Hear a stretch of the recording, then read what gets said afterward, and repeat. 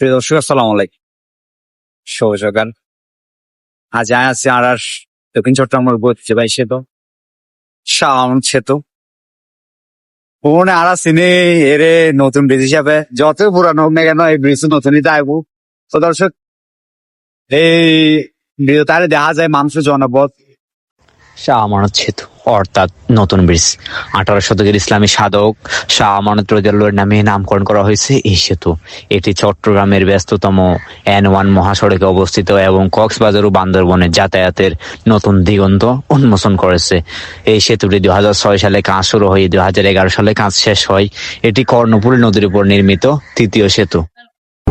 তুই হইলা আর মধুর বাসি মনেরই আশা ঝাড়া খন্ডে বায়ু ভালোবাসা সুন্দর সুন্দর গান শোনায়ু সুন্দর সুন্দর গান শোনায়ু নিশিত জাগিয়া